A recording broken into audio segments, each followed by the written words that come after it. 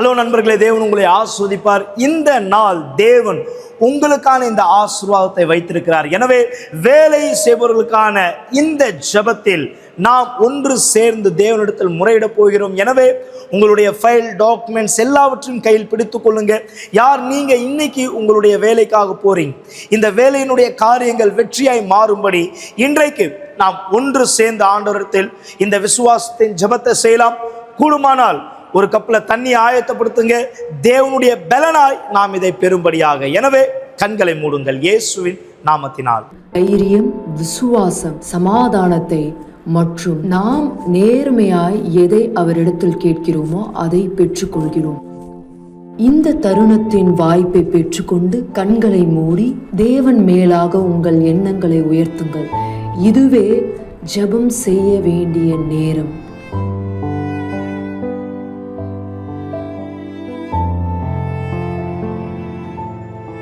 என் ஆண்டவரின் தேவனை இயேசுவின் பெயரால் இதோ இன்றைக்கு விசுவாசத்தினால் நாங்கள் மீண்டும் ஒன்று சேர்ந்திருக்கிறோம்.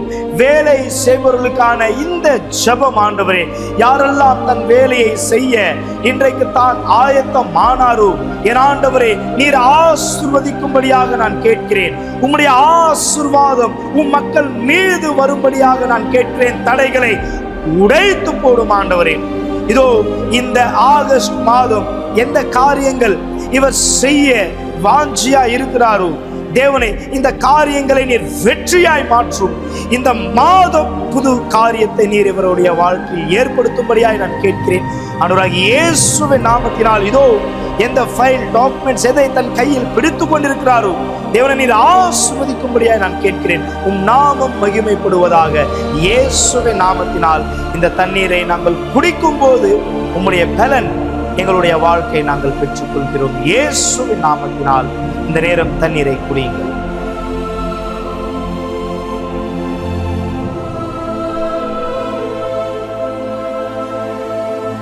என் ஆண்டவர் இதோ எங்கெல்லாம் இன்றைக்கு செல்கிறாரோ மக்களுக்கான ஆசீர்வாதத்தை நீர் தாரும். இன்றைக்கு இந்த விசுவாசத்தோடு இவர் செயல்படும் போது இவருடைய சொல் அது போதுமானவர். நீர் பதிலை இவருடைய வாழ்க்கையில் ஏற்படுத்துவீர். நான் நம்புகிறேன்.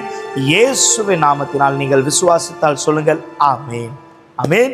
இதுதான் விசுவாசம் மக்களே. தேவன் உங்களுடைய வார்த்தையை விசுவாசிக்கிறார். ஆம், நீங்க என்ன சொல்றீங்களோ தேவன் ஆச்சரியப்படுகிறார். என இப்படிப்பட்ட ஆச்சரியப்படக்கூடிய விசுவாசத்தை ஆண்டவர் 100க்கு அதிபதியிடம் பார்த்தார். எனவேதான் நீங்கள் உங்கள் விசுவாசத்தை தேவனிடத்தில் வெளிப்படுத்தும் போது இன்றைக்கு உங்களுடைய காரியங்கள் நீங்க வெற்றியா மாறுவதை பார்ப்பீங்க.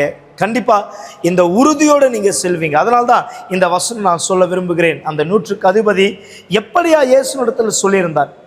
100க்கு அதிபதி பிரதியுத்தரமாக, ஆண்டவரே, நீர் என் வீட்டுக்குள் பிரவேசிக்க நான் பாத்திரன் அல்ல. ஒரு வார்த்தை மாத்திரம் சொல்லும், அப்பொழுது என் வேலைக்காரன் சொஸ்தமாவான். பார்த்தீங்களா?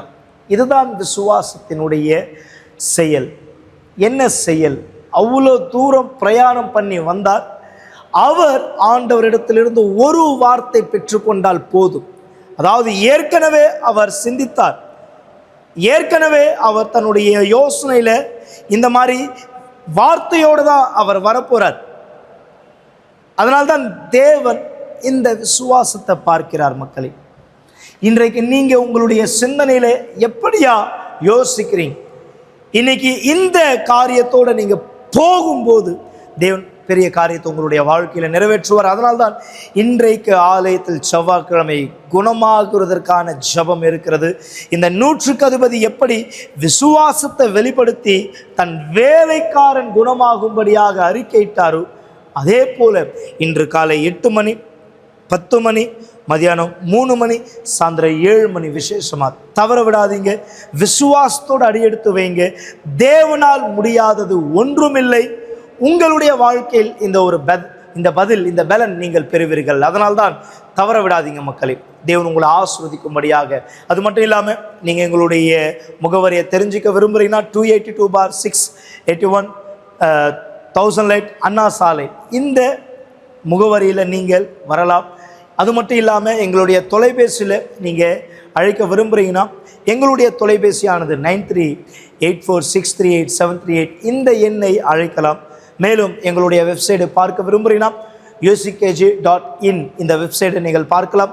குறிப்பாக இன்றைக்கு நான் உங்களை சந்திக்கிறேன். தேவன் உங்களை ஆசீர்வதிப்பார்.